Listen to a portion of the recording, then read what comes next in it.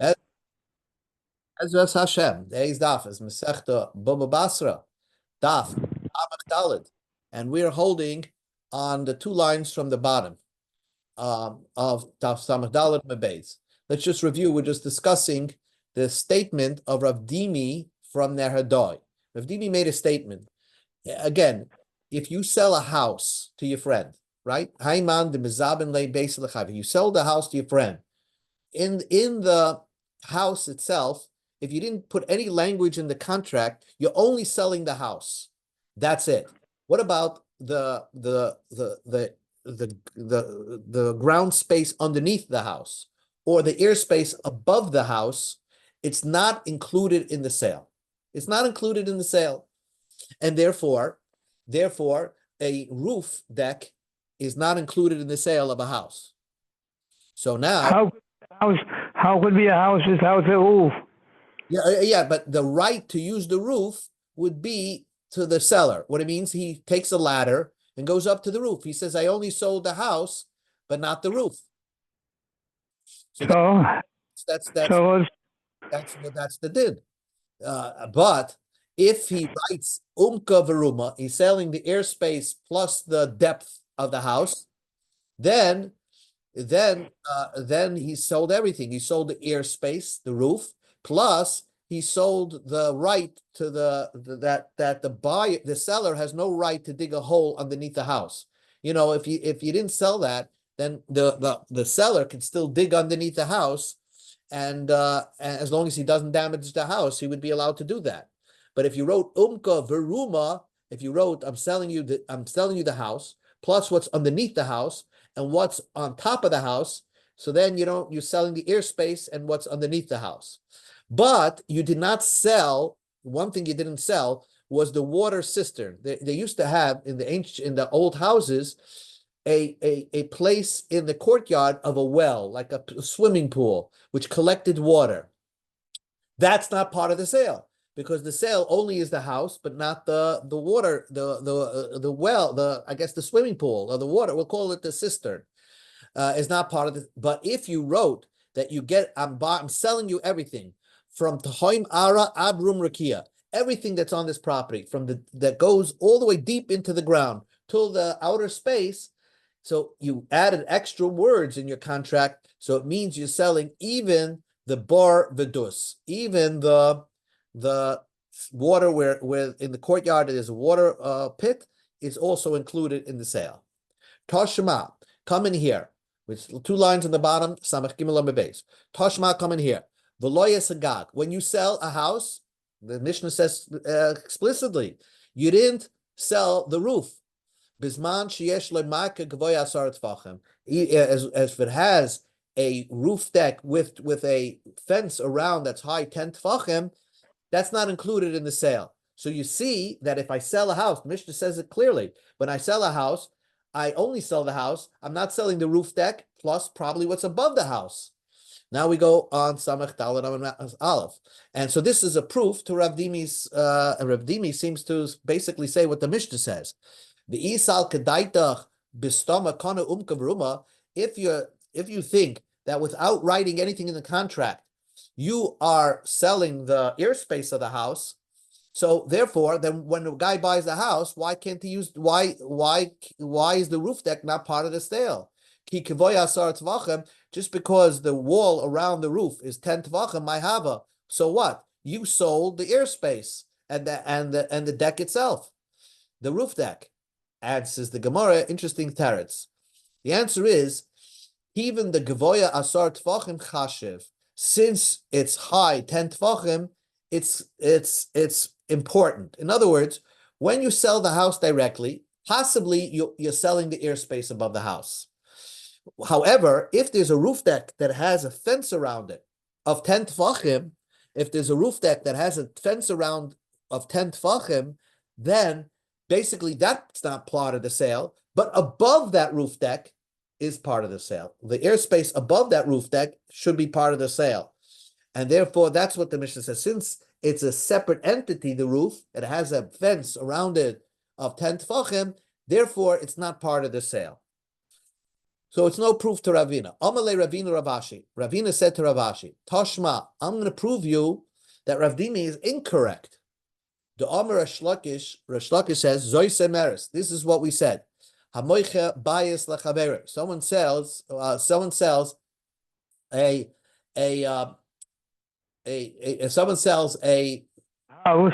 house to his friend, right? I wanted to get some of the pictures up, but okay. Someone sells a house to his friend. Here's a roof deck. Okay, but you basically selling like this. Someone sells a house to his friend. And he said, as long as I can keep the roof. So he sold the house to his friend, but he said, I'm keeping the roof. Then he gets to keep the roof. Now, this is interesting because even if he didn't say that, we're learning the whole time in the Mishnah that you always get to keep the roof. If you're just selling the house, the roof belongs to you. So why did the seller have to say that on condition that I get to keep the roof? What halacha does this teach you? In other words, what extra benefit does the seller have by adding that piece that he gets to keep the roof? He would have kept it anyway. It's not included in the sale. So Rav Zvid said, Rav Zid said that it means that if you want off the roof, if you want to build a porch off the roof, which encroaches upon the courtyard of the house that you sold, so then you're allowed to do that. Normally, if you just didn't sell the roof, you can use the roof, but that doesn't give you a right to build something like I think this would be the picture, like like build something off the roof so that you can build a porch off that roof. It doesn't have such a good picture. Zizin. So therefore, that shouldn't give you the right to do that. But because you added those extra words, then you have a right to do that. But Rapapa says, She'im Ratza Livnois Aliyah Agaba Boina. Rapapa seems to say that if you want to build another floor on top of the roof deck, you're allowed to. That's what Rapapa said. In other words, you get to keep the roof deck even without specifying you're keeping the roof. The fact that you specified in the sale that I want to keep the roof, we're gonna say that you're buying the airspace that really you had no right to the airspace. But now you're specifying that you want to keep the airspace. Now that's against Rav Dimi. If you're going to say that without saying anything, you're never selling the airspace, then why do you need to have to say on condition I can keep the airspace? You never sold the airspace. Rav Dimi says that when a person sells a house, you're not selling the airspace on top of it. So therefore, according to the way Rav Papa's interpretation of what Resh Lakish said, we have something that disagrees with Rav Dimi. Answers the Gemara before the Mishnah, Ahanele Amanas. No, really, you never sold the airspace. What Rav Papa meant to say is, certainly, you could always, if you didn't say anything, you always have a right to build a roof, build another floor on top of the roof deck, because the roof is not part of the sale, the roof deck is not part of the sale, and you're allowed to build another, floor. But what you did gain is ahanele amanas, the nafel hodor banale, that if the roof fell apart, if let's say a hurricane came and blew the whole roof deck apart, so really you would not be allowed to rebuild it, because when you sold the house, you only sold the house with the right to hold on to that roof deck as long as that roof deck is intact. But if the roof deck collapsed, if the wall of the roof deck collapsed, so then you would not have a right to rebuild it. So therefore, you added this condition that I want to keep the roof deck no matter what's going to happen. Even if it collapses, I want to be able to have the right to rebuild that. That's what that extension does. That's what the extra verbiage does to allow you to rebuild it. Okay, so all you got to do is remember what Rav Dimi said. Rav Dimi, it's a very important point. When a person sells a house, if all in the contract is written, I'm selling you a house, the airspace Not the roof. not included, right? They're not in New York, obviously, it's different. But when you're selling a house, the airspace is not included in the sale. Right? In Manhattan, that's the way it works. Which house is without a roof? Which house doesn't have a roof? I mean, every house, but not a usable roof. Sometimes you have a roof that comes to a point, like in Poland. All the No, if I buy the house, I buy the house with the roof. yeah. So Okay. So now let's go to the Mishnah. Zuk the Heilige Mishnah. Let's say you sold a house. You sold a house. Loy es a bar v'loy es a dus. You didn't sell the water pit and the water cistern. We're going to look at the difference between a bar and a dus. Now, even though you wrote in the contract, I'm selling you whatever is deep in the ground and the airspace, you didn't sell the water cistern that's next to the house, because the water cistern has a different use than the house. The house is for living purposes. The water cistern is to collect water, the swimming pool. So maybe you didn't sell that. So now that you sold the house and the swimming pool you kept, so let's say you're the seller. How are you going to get to your swimming pool if you sold the house with the courtyard around the house? So the Mishnah says, you have to repurchase back from the person that you sold the house to. You have to ask him, I need to buy a pathway to get to my bar and dus, to get to my swimming pool. Because I sold you everything. And therefore, you have to repurchase back from the guy a pathway through his property to get to your bar v'dus. Chachamim says, you don't have to buy a way. Why? Because when you sold him the house, but the bar and dus, so therefore, basically, you're saying, of course, you remained, what you kept for yourself is a way to get to that bar v'dus, because you didn't expect yourself to hold on to that bar v'dus and fly with a helicopter to use the bar v'dus. So therefore, Chachamim said that you have to buy back from the seller, from the purchaser, the way to get to your bar v'dus. Umayde Rabbi Kiva would agree to Chachamim that you don't have to purchase away. If you sold the house and you said, I'm not selling you the bar v'dus, well, why did you add those extra words? They were never included in the sale. A house is something different than the swimming pool. So the fact that you added except this bar v'dus means that you want to keep that, and the extra verbiage meant that you're not selling also a way to get to that bar v'dus, and therefore you don't have to repurchase from the person that you bought, what you're selling the house to, a pathway to get to your bar v'dus. You don't have to buy back a way. New case in the Mishnah. Till now, you're selling the house, so the bar v'dus is not included in the sale. What happens if you sell just the bar v'dus and you're holding on to the house? You sell the bar v'dus to somebody else. Rabbi Kiva says, so the purchaser, if you sold him a bar v'dus, you're obviously selling him a way to get to the bar v'dus. So he doesn't have to buy a pathway to get to that bar v'dus, because that was included in the sale of the bar v'dus, a way to get to it. The Chachamim says, you have to purchase a way to get to the derech, because perhaps you only sold in the bar v'dus and you didn't sell him a way to get to the bar v'dus.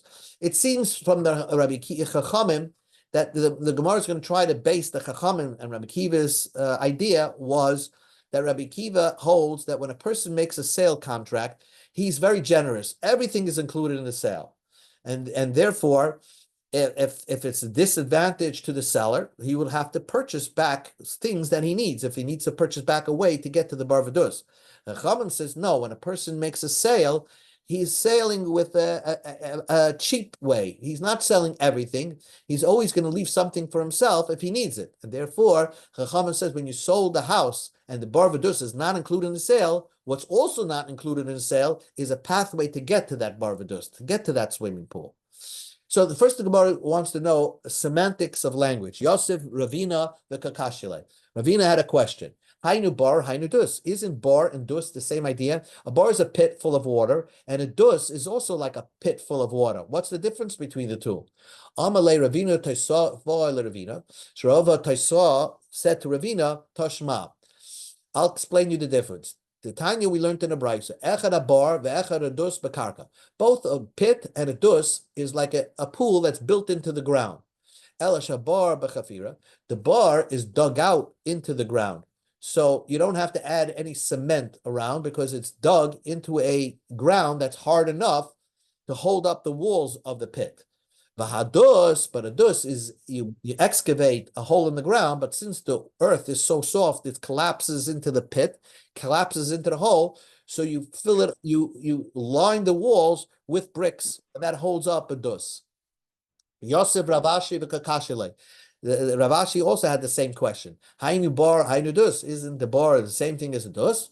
Amalei Markashisha berei Rav Chisda Ravashi. So Markashisha, the son of Rav Chisda, said to Ravashi, Markashisha, but Rav Chisda, by the way, named his two kids Mar, the same name. You never find that in Shas. One of them he called Mar, the older Mar, and the second one was called Mar Yunuka, the younger Mar. But both of them were named Mar, like Murray. Anyway, Rav Chisda, this Markashisha, the older son of Rav Chisda, whose name was Mar, said to Ravashi, I'll explain you the difference between a bar and a dus. Toshma comment here.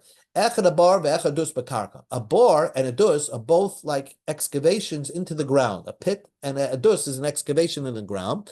Elish a bar bechafira v'adus bebinyam. A bar is dug into the ground with no, you don't have to do anything.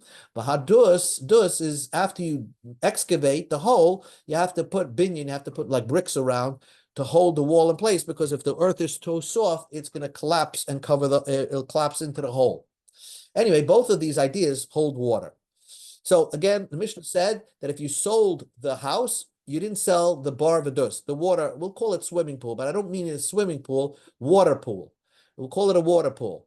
So now you didn't sell the water pool in the courtyard of the house. So now how are you going to get to your water pool? So v'tzarech likach lo derech, you sold it to somebody, you have to repurchase back from the person you sold it to a way to get to your water pool. The Chachamim says, you don't have to purchase, because obviously, if you didn't sell the water pool, you obviously didn't sell a pathway to get to the water pool, because how are you going to get to the water pool? So the Gemara says like this, my love, don't you think? This is the machlokes between Rabbi Akiva and the Chachamim. We go to Amud Beis. The Rabbi Akiva Sava.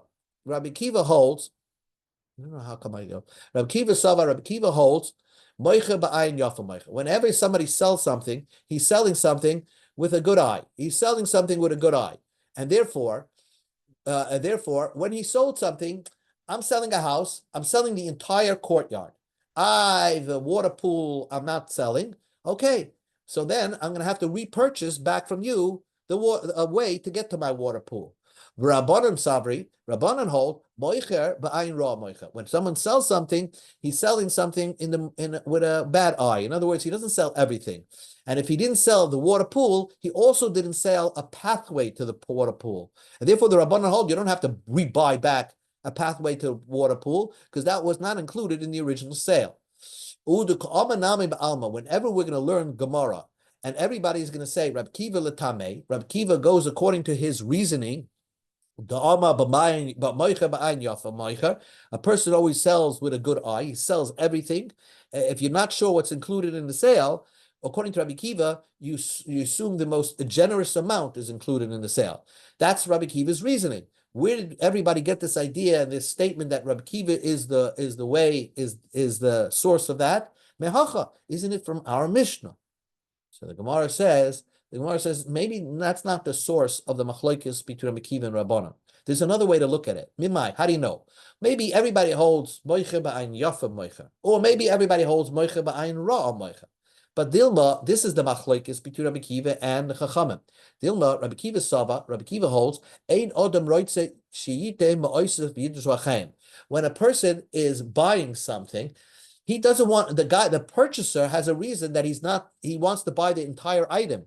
And he doesn't want to buy a piece of property which gives somebody a right to trespass his property. If you're buying something, you're buying it in completion. And therefore, that's why the purchaser it was strict and insistent that he's buying the entire property without any easement for the seller to get to his water pool. The Rabbanan Savri, Rabbanan hold, ain't Adam writes that Shita Moisav Yifim Ba'avra. Rabbanan look at the seller. He doesn't want to take money and not sell the water pool, knowing that's not included in the sale. And how is he going to get to the water pool? Fly on a kite to get to his water pool? So that's not included in sale. So it's not really relevant whether it's Moicha Ba'ayin Yafa or Moicha Ba'ayin Ra. If here we have a reason according to each one of them, why you do have to purchase or why you don't have to purchase a pathway to get to the water pool. So that's not the source of where you see Akiva holds moicha, but ayin ra, ayin yafa moicha. Ella smiseifa. Look at the end of the brisa, end of the Mishnah.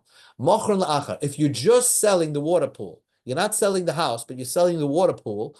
Rabbi Kiva says, Ein tzarach likach leiderech. Rabbi Kiva is just the opposite.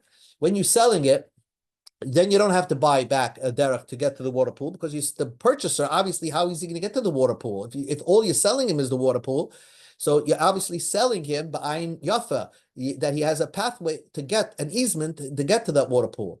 Chacham says sarach, you have to sell him. The purchaser of the water pool will not have to buy extra a pathway to get to the wall.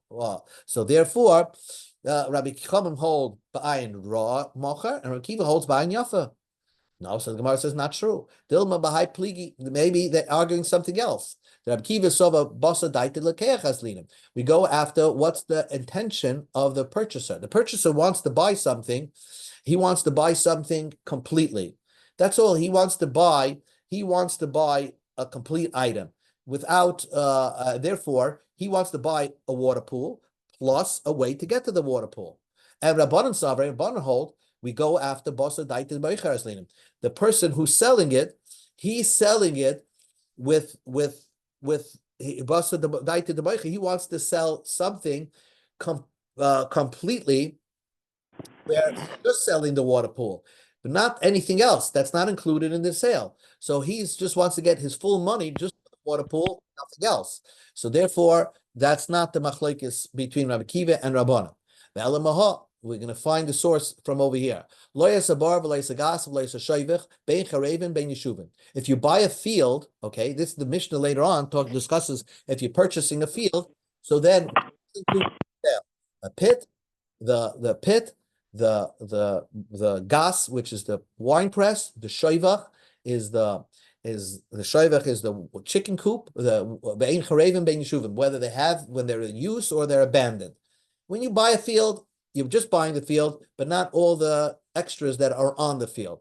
The pit or the wine press or the dove coop, doesn't matter. If you want to get to the pit, you have to purchase a way. You don't have to.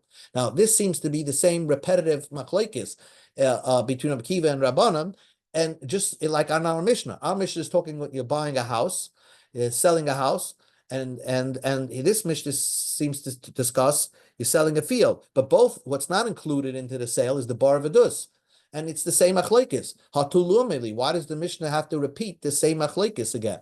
Allah it's teaching you another concept that the real reason of Rabbi Kiva is Rabbi Kiva holds moicha ba'ayin yafa moicha. You're selling with a good eye, and you're selling the most. You're a generous seller. Rabbi Onan Savri moicha ba'ayin ra moicha. That whenever you sell, you're always selling it in the most efficient way, but not the most generous way. So the Gemara says, because otherwise it would be superfluous to have the same machlokes by both field and house. So the Gemara concludes, "V'dilma ashminim bayis v'kamashmal on soda."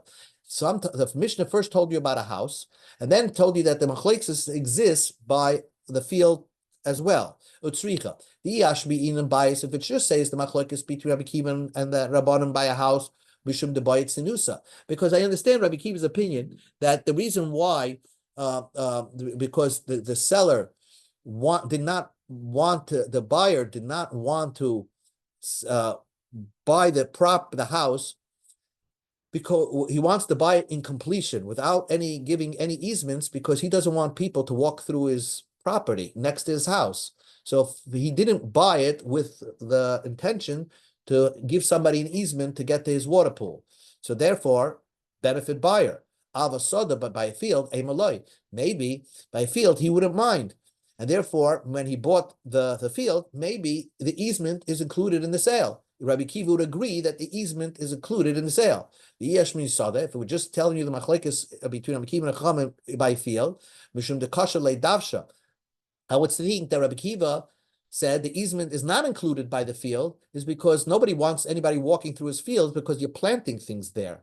Our bias by house, walking in the courtyard doesn't hurt anybody because nothing is growing in the courtyard. I might think that the easement is included in the sale, and Rabbi Kiva Rabbi Kiva would agree that you don't have to purchase anything after you're buying it by the house. So therefore, the machlekes had to be repeated by both by field and by house. So we conclude the Gemara and says like this: Elam seifa, machron la'achar. But if you sold, instead of selling the field, you just sold the bar in the field, or the gas in the field, or the shoivech in the field. What do we need that for? That's the same thing. That's the same case of the house, the second story in our Mishnah, and we repeat that same idea in somewhere else by the Sada, and the second story of the Sada is the same thing, that you're just selling the bar and not selling the Sada. So again, the Mishnah seems superfluous. Allah hakamashmalam. Rabbi Kiva Sava Moicha Ba'ayin Yafa Moicha, Rabbanim Sava Moicha Ba'ayin Ra Moicha Shmamina. This is the source that Rabbi Kiva holds that if you're not sure if it's included in the sale, Rabbi Kiva always holds that a seller is always selling with a good eye. He meant to include it in the sale. And Rabbanan hold that a seller is always selling with a bad eye. And if you're not sure if it's included in the sale, according to Rabbanan, something like this is not included in the sale. Okay, we'll continue this tomorrow, Be'ez Hashem, with Itmar. Thanks, Pastor.